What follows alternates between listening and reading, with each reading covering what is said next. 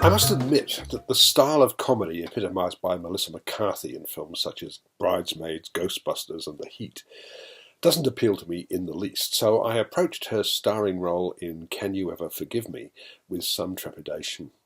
I'm happy to say she's magnificent in the film, which is based on the autobiographical book of the same name by Lee Israel and directed by Marielle Heller, the actor-turned-director whose The Diary of a Teenage Girl a few years ago was a little gem. Can You Ever Forgive Me is a touching and tender comedy drama. It unfolds in New York in 1991. Israel, McCarthy, who lives alone in a small apartment with only her beloved cat for company, once made a living from writing biographies of celebrities.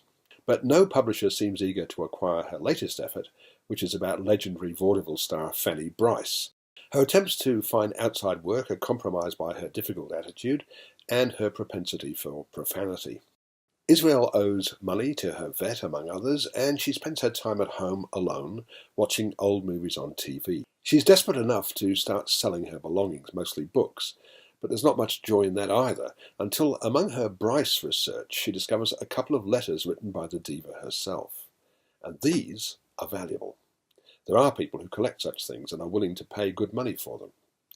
And this gives Israel the idea of forging letters, supposedly written by celebrities like Dorothy Parker and Noel Coward. Her partner in crime is Jack Hock, Richard E. Grant, in his best performance for years. He's a dissolute bon vivant, an alcoholic whose charm is definitely fading, but whose enthusiasm and encouragement are persuasive, until, that is, she reluctantly allows him to stay in her apartment.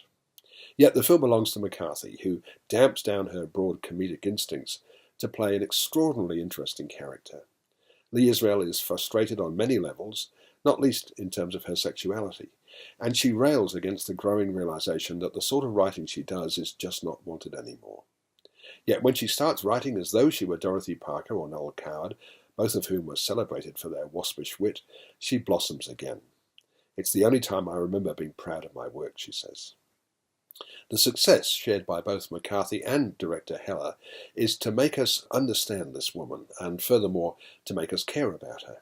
And yes, you do want to forgive her. I'm giving this film 4 stars.